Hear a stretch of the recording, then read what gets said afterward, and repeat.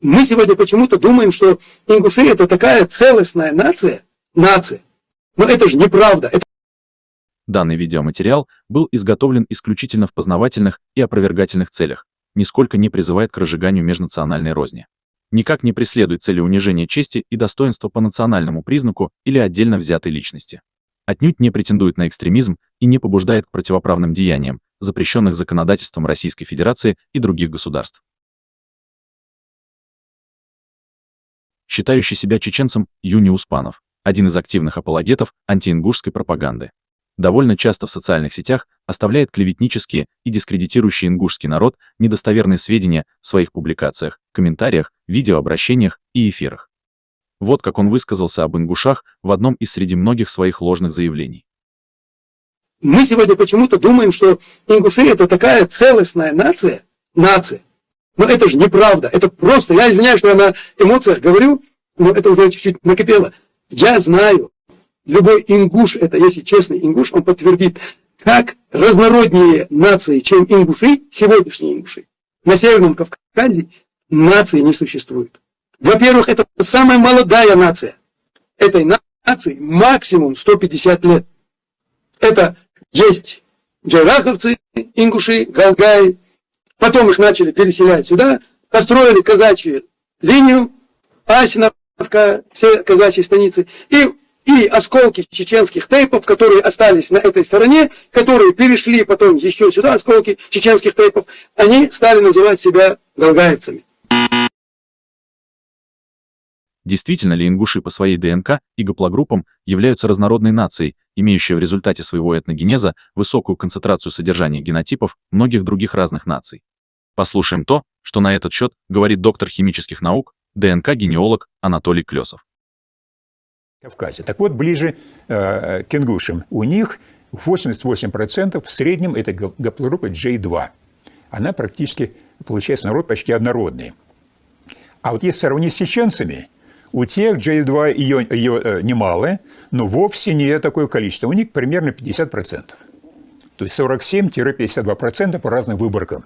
Поэтому у них есть тайпы родовые, а есть союзы этих тайпов, то, что называют тукхумы, есть еще гары, это ветви тайпов и так далее. И вот, я думаю, это уже будет интересно больше чеченцам и ингушам, но вот эти тайпы оказалось почти все смешанные. То есть побеждает та точка зрения, которая среди историков есть, что тайпы образуют не столько родовые структуры, сколько социальные, родосоциальное образование. И объединения их были, и люди сходились далеко не только строго, что только потомки одного предка. Теперь вопрос такой, а однородны ли чеченцы, опять же, между собой? Вот раз у них J1, там J2, J1, кстати, не так много. Ответ – нет, не очень однородно, они тоже представляют разные ветви. Последний, наверное, вывод, который можно сделать. Но если мы смотрим, там похожие гаплогруппы, похожие миграции оттуда туда, но можно сделать вывод, что чеченцы и ингуши – это близнецы-братья. На самом деле не так. Они, чеченцы, намного разнообразнее по гаплогруппам. То есть это, возможно, означает, что когда приходили и вливались в состав чеченцев, и получилось не более разнообразно. Ингуши в этом, возможно, более гомогенно. Возможно, не пускали людей со стороны, там, чужаков. Но так ли причина, что чеченцы намного более разнообразнее по гаплогруппам. Это же и подтверждается генетическим анализом, на котором видно, что среди ингушей преобладает гаплогруппа J2, составляющая около 90% всего народа. Тогда как среди чеченцев, так же, как и подтвердил исследователь Анатолий Клёсов, наблюдается более разнообразная помесь разнородных гаплогрупп. Вот какое заключение по этому поводу дает доктор исторических наук Сайпудин Натаев. Наше общество всегда было открытым обществом. У чеченцев существовал институт Стубиноваш. То есть мы принимали, не всякого принимали, но принимали представителей других народов, принимали представителей из своей среды, других типов, принимали, и вот этот институт Стубиноваш, и после вот этого проведения вот этого обряда, этого ритуала, человек становился даже вне зависимости от национальности представителем этого этноса. В номенклатуре чеченских типов целый перечень названий чеченских типов, которые имеют и национальное происхождение. Арбой, понятно, арабы, туркой, турки, черкзи, черкесы, нори, нагайцы, абзой, абазины, резлой, татары, румки, кумыки, галаски, казаки. А человек иной национальности проживал 4 поколения в чеченской среде, то этот человек считался чеченцем. У нас есть где-то около 20 десятков тайпов, которые имеют нечеченское происхождение. В 6-м выпуске сборника сведений о кавказских горцах, выпущенном в 1872 году, присутствует статья чеченского историка и этнографа Умалата Лаудаева под названием «Чеченское племя», в которой также сообщается, что чеченские фамилии увеличивались за счет интеграции к ним представителей других национальностей. Первобытные фамилии чеченского племени старались о приобретении новых земель. Для жительства своего они избирали места не столь выгодные и красивые, как более неприступные и укрепленные. Со временем беспокойные люди других стран и беглецы разных народностей увеличивали собою число чеченских фамилий. Ученый-антрополог, основоположник советской антропологии, доктор биологических наук Виктор Бунак в 30-х годах XX века руководил антропологическими обследованиями среди народов Кавказа и пришел к выводу, что среди ингушей кавказский антропологический тип сохранился более чем у кого-либо из других северокавказских народов. Это заключение зафиксировано в следующих архивных материалах. Средневековая Ингушетия. Автор, доктор исторических наук, кавказовед Евгений Игнатьевич Крупнов. Издано в 1971 году. Весьма интересно, что антропологическое обследование ингушского народа, проведенное в 30-х годах нашего столетия экспедициями Московского антропологического института под руководством крупного советского антрополога, профессора Виктора Валерьяновича Бунака, еще тогда позволило ему высказать следующее. В отдаленнейшую эпоху Северный Кавказ был заселен 2 потоками народа, одним, двигавшимся по западной окраине Кавказа, другим, по восточной. В центре Кавказа они встретились и образовали собственный своеобразный тип, в разных видоизменениях, встречающийся к югу от главного Кавказского хребта, но в известной мере проникший и на северные его склоны. Среди ингушей этот собственный кавказский тип сохранился более чем у кого-либо из других северокавказских народов. Арийское прошлое земли русской. Издано в 2011 году. В западной антропологии утвердилось иное название европеоидов – кавказоиды или кавкасионский тип, по древнему грузинскому названию Кавказа – Кавкасионе. Впервые название «кавказский тип» дал белой расе немецкий ученый, живший в XIX веке, Иоганн Блуменбах.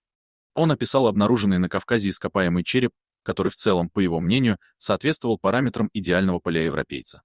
В свою очередь, отечественный антрополог Виктор Бунак считал, что среди ингушей в большей степени сохранился процент древнего населения Кавказа. Любой ингуш, это если честный ингуш, он подтвердит, как разнороднее нации, чем ингуши, сегодняшние ингуши. На Северном Кавказе нации не существует. Во-первых, это самая молодая нация. Этой нации максимум 150 лет. Заявление Юнии Успанова, утверждающее, будто ингуши существуют всего 150 лет, представляет собой заведомо ложную информацию и является примером масштабной дезинформации. А теперь послушаем более авторитетного и компетентного в этих вопросах человека, а именно чеченского писателя, политического деятеля, журналиста Германа Садулаева. Но я хочу вот что сказать. Не следует искать вот истоки чеченцев где-то в какой-то очень далекой дали, и опять меня за это все ругают. Ну, я вот в этом смысле я ученый, я говорю правду. Хотите, ешьте это, хотите, выплюньте, как хотите. Но чеченцы очень молодая нация. Если мы возьмем там какие-то тысячи лет назад, ну, нет смысла говорить, не было никаких чеченцев. Ну, не было. Это молодая нация. Языки и народы Кавказа. Автор, профессор, лингвист, кавказовед Николай Феофанович Яковлев. Страница 23. Когда же сложились чеченцы, как национальность?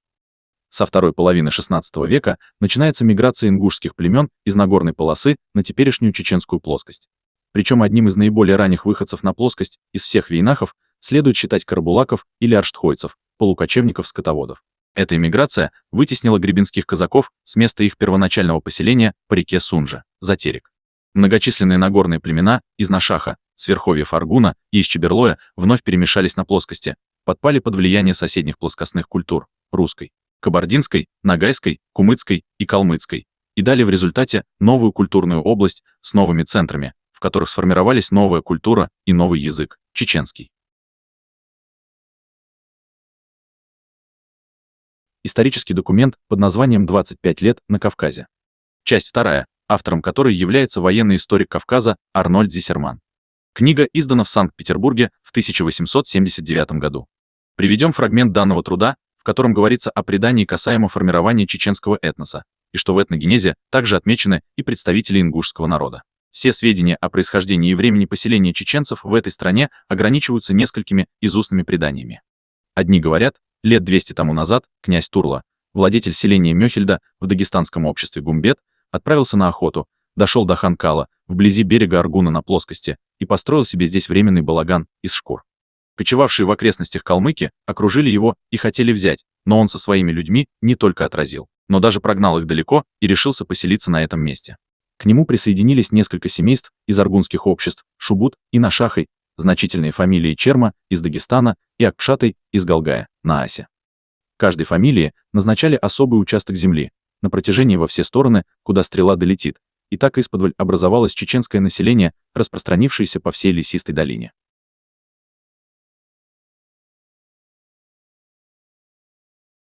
Сборник материалов для описания местностей и племен Кавказа. Выпуск 22. Тифлис. 1897 год. Обыкновенно полагают, что дзурдзуки грузинской летописи и есть чеченцы, но все это бездоказательно. Приходится сказать, положа руку на сердце, что и чеченцы, и аварцы не автохтоны Кавказа, а пришли туда с севера, но откуда и как, могут сказать более точные и продолжительные исследования. Известие Кавказского отдела Императорского русского географического общества. Том 18. 1906 год. На странице 112 этой книги можно извлечь следующие сведения. Чеченцы, вообще, не очень давно осели на Кавказе, поселились же в местах древних гиёлов, может быть, только после того, как пришли с ордами Чингисхана из Центральной Азии. Во всяком случае, чеченцы не могут быть в точности отождествлены с каким бы то ни было из народов, упоминаемых древними географами. О том, кто такие древние гелы, которые упоминались древнегреческим историком и географом Страбоном еще в I веке нашей эры, объясняется в следующих письменных материалах. Следующие отрывки взяты из книги немецкого путешественника и полиглота Юлиуса Генриха фон Клапрота «Путешествие по Кавказу и Грузии, предпринятое в 1807-1808 годах». Книга издана в Берлине в 1812 году. Если мы допускаем, что леги являются народом, ныне известным на Кавказе под именем лезгин, и признаем гелы в ингушском племени Галгай, проживающем на реке Аса или Шалхир, впадающей в Сунжу, то Мирмадалис не может быть ничем иным, как Тереком или Сунжей. Следующая цитата из изданий 1814 года того же автора. Страна ингушей Галга, Кист-Гликва, простирается на юго-восток. Здесь насчитывается 36 сел. Страна Галга на грузинском Глигвы. У Страбона и Занара ингуши, которые себя называют Галга, известны под именами Гелай или Гилай. Иоанн Занара тоже являлся автором известной хроники и византийским историком XII века. В переводе труда Клапрота на французском, издано в Париже в 1823 году, также читаем, что гелы Страбона и другого древнегреческого писателя Плутарха – это ингушское племя Галгай. Карл Генрих Эмиль Кох в своем труде «Путешествие через Россию к Кавказскому перешейку» в 1836, 37 и в 38 году пишет: «Лезги и гелы смотрятся как первоначальные народы, и они, без сомнения, были родственны друг с другом». Страбон говорит в своем замечательном географическом труде, что на севере между албанцами, населением современной Кахетии и Ширвана, и амазонками, тюркскими народами, женщины, которые прежде отличались воинственным мужеством и храбростью и сами вели в сражения воинов. В горах жили гелы и леги. Гелы сохранились до сегодняшнего дня, как Галгай или Халха, а на легов отчетливо показывают лезги. Эти два народа еще до сегодняшнего образуют два главных племени и населяют гелы западную, лезги напротив, среднюю часть Дагестана. Выше названные грузинские племена Хивсур, Пшавов и Тушин изначально проникли часть из южных склонов Кавказского хребта. В верхних долинах Асы живет настоящее племя гелов, которые еще и сегодня называются Галгай. Оно разделяется на три братства – Галгай, Галашка и Дубан. Представляется интересная карта, составлена американским картографом Йосифом Колтоном, издана в Нью-Йорке в 1856 году. Автор использует древнее название Страбона и называет территорию ингушей и чеченцев одним общим названием – Гэлия. Журнал Министерства народного просвещения. Часть 52. Санкт-Петербург. 1846 год. Гелы – теперешние кисты. Племени Галга, обитающие к северо-западу от Шеки и Алазанской долины, и Леки или Лезгины к северу у вершин Кавказа. Жили и тогда там, где ныне, а за ними на северном склоне горы на прилегающей к ним долине, может быть и до Кубани, полагали жилища амазонок. Если даже принять гелов, как принимают иные, за лесных жителей, то и тогда местоположение не изменится. Ибо сильвы Плиния обитали только ниже или южнее Лезгин и Кистов, да и на северной стороне Кавказа народы, занимавшие лесные горы, могли быть названы гелами. Финский вестник. Учено-литературный журнал. Том 9. 1846 год. Диодор Сицилийский говорит, что после того остатки амазонского народа исчезли в Темискир. Но Страбон, уроженец каппадокийского города Амазии, соседного Темискири, утверждает, что они удалились в глубину Кавказа и поселились смежно с легами и гелами, то есть с лезгинами и теми галаями или галгаями-кистами, которые обитают по реке Оса, вливающейся в Сунжу. Следственно, амазонки выдворились на Заурском пути или в Саурматии. И тут древнейшее имя их припоминается Птолемеем, византийцами и Моисеем Хоринским, который зовет амазонов Амазун, лезгин легами и гелов хилаями, ставя последних поблизости Казба, то есть Кавказской горы Казбека.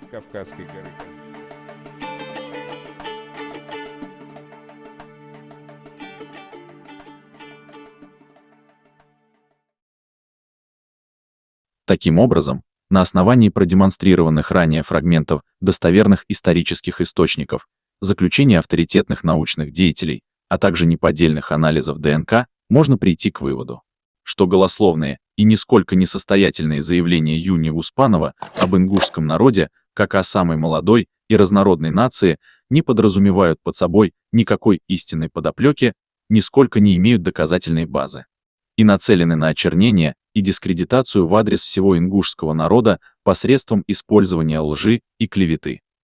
Используя фактические сведения, нам удалось выяснить, что как раз-таки наоборот, ингуши являются одним из самых древних и однородных народов, обитающих на Кавказе.